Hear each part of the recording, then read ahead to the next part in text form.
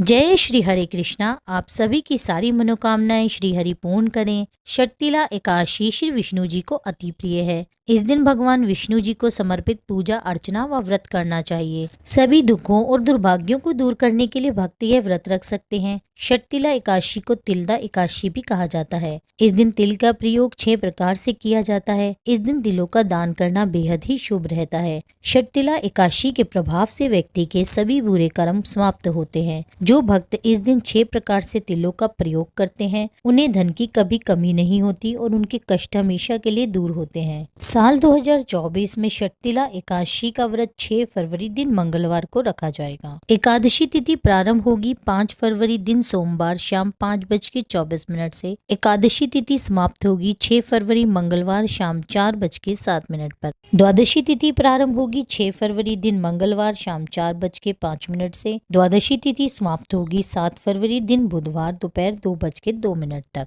व्रत का पारण अर्थात व्रत आप 7 फरवरी दिन बुधवार को सुबह 7:10 से 9:50 तक के बीच में खोल सकते हैं। हरिवासर 6 फरवरी दिन मंगलवार रात 10 बजे तक समाप्त हो जाएगा। आइए शर्तिला एकादशी की कथा आरंभ करते हैं। भगवान श्री कृष्ण के श्रीमुख से एकादशी व्रतों का महात्म सुनकर श्रद्धा पूर्वक उनको प्रणाम करते हुए धर्मराज युधिष्ठिर ने कहा, हे मधुसूदन, आपके मुख से एकादशियों की कथा सुनकर मुझे असीम आनंद की प्राप्ति हुई है। हे केशव, कृपा करके अन्य एकादशियों के महात्म सुनाने की कृपा करें। तब श्री कृष्ण मुस्कुराते हुए धर्मराज युधिष्ठिर से बोले, हे धर्मराज, मैं तुम्हें माघ मास की कृष्ण पक्ष की शर्तिला एकादशी व्रत की कथा सुनाता हूँ। तुम ध्यान पूर्वक सुनना। एक बार दलभ्य ऋषि ने पुलस्त्य ऋषि से पूछा, ऋषिवर, मनुष्य पृथ्वी लोक पर ब्रह्म हत्या, दूसरों के धन की चोरी जैसे अनेकों पाप करते हैं। इतना ही नहीं, दूसरों की तरक्की से उन्हें आगे बढ़ते देख ईर्ष्या करते हैं। ऐसे मनुष्य क्रोध, ईर्ष्या, लालच, मूर्खतावश करते हैं और बाद में शोक करके पछतावा करते हैं कि यह हमने क्या कर दिया।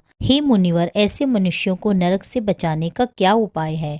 आप कोई ऐसा उपाय बताइए जिससे कलयुग में ऐसे मनुष्य को नरक से बचाया जा सके। ऐसा कौन सा दान पुण्य वह करें जिसके प्रभाव से उनके सभी पाप नष्ट हो जाएं? कृपया इन सब का उत्तर मुझे विस्तार पूर्वक बताइए। तब पुलस्त्य ऋषि कहने लगे, हे मुनिवर, आपने मुझसे बहुत ही गंभीर प्रश्न पूछा है। इससे संसार के मनुष्यों का हित होगा। जिस रहस्य को देवराज इंद्र देवता भी नहीं जान पाए, वही रहस्य अब मैं आपको अवश्य ही बताऊंगा। माघ मास आने पर मनुष्य को स्नान आदि से शुद्ध होकर अपनी इंद्रियों को वश में करके काम, क्रोध, लोभ, मोह, अहंकार, ईर्ष्या और देश आदि का त्याग अर्थात इन सब बुरे कर्मों से बचना चाहिए। पुष्प नक्षत्र में गोबर, कपास, तिल मिलाकर उनके उपले बनाने चाहिए और उन उपलों से 108 बार हवन में आहुति देनी चाहिए। जिस दिन एकादशी तिथि हो तब अच्छे पुण्य देने वाले नियमों को ग्रहण करना चाहिए। इस दिन श्री हरि का पूजन व भजन करना चाहिए। एकादशी के दिन अपनी सामर्थ्य के अनुसार फलाहार करके व्रत रखें। रात को जागरण कीर्तन करें और द्वादशी तिथि पर धूप, दीप, नैवेद्य, तुलसी दल भगवान श्री हरि की पूजा करें और फल और तुलसी दल और पंचामृत का भोग लगाएं। द्वादशी वाले दिन ब्राह्मणों को तिलों से भरा घड़ा, भोजन, वस्त्र, दक्षिणा आदि अपनी सामर्थ्य के अनुसार दान अवश्य दें।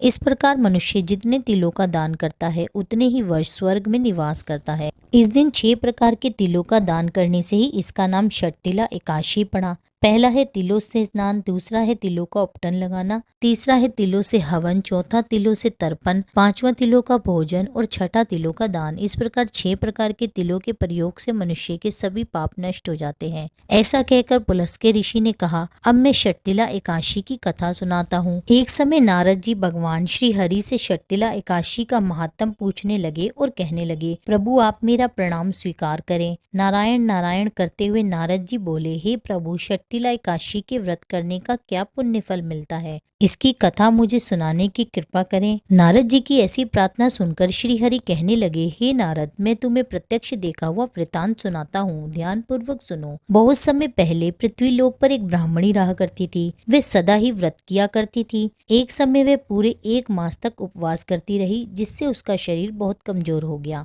वे अत्यंत बुद्धिमान थी, फिर भी उसने कभी देवताओं और ब्राह्मणों के निमित्त कभी भी किसी अन्न, वस्त्र वस्त्र आदि का दान नहीं किया। मैंने चिंतन किया कि इस ब्राह्मणी ने उपवास करके अपना शरीर तो पवित्र कर लिया है और इसको वैकुंठ लोक भी प्राप्त होगा, परंतु इसने कभी अन्न आदि का दान नहीं किया। अन्न के बिना जीव की तृप्ति होना कठिन है। ऐसा चिंतन कर मैं मृत्युलोक में गया और उस ब्राह्मणी से अन्न की भिक्षा मांगी, जिस पर ब्राह्मणी कहने लगी, हे ब्राह्मण देवता, आप यहाँ किस लिए आए हैं? मैंने कहा, हे देवी, मुझे भिक्षा चाहिए। इस पर उसने मुझे एक मिट्टी का टुकड़ा उठाकर दे दिया। मैं उस मिट्टी के टुकड़े को लेकर स्वर्ग लौट आया। कुछ समय बीतने पर वह ब्राह्मणी शरीर त्याग कर स्वर्ग लोक को आई। मिट्टी के टुकड़े को भिक्षा में देने के प्रभाव से उसे स्वर्ग लोक में आम वृक्ष सहित एक कुटिया मिल गई, किंतु उसने अपनी कुटिया को अन्य वस्तुओं से खाली पाया, जिससे घबराकर वह मेरे पास आकर बोली, हे प्रभु, मैंने तो अनेकों व्रतों से सदा आपका पूजन किया, किंतु फिर भी मेरा घर जरूरत की अन्य वस्तुओं से खाली है।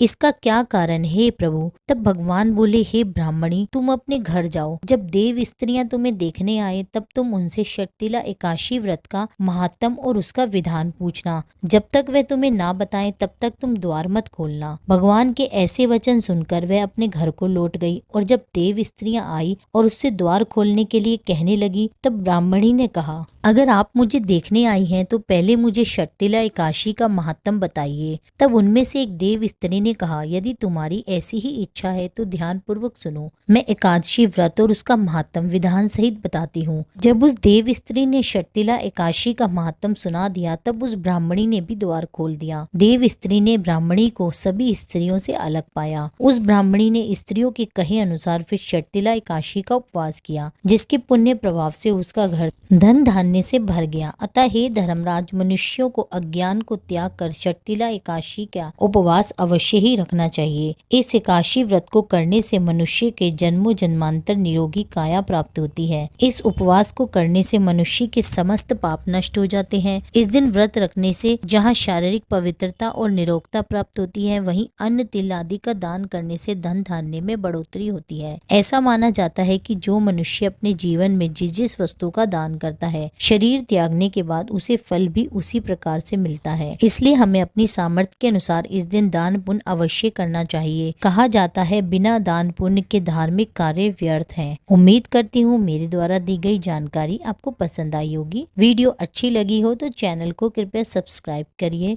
वीडियो को ज्यादा से ज्यादा शेयर कीजिए और एक लाइक जरूर कीजिए और कमेंट में लिख दीजिए, जय श्री हरि।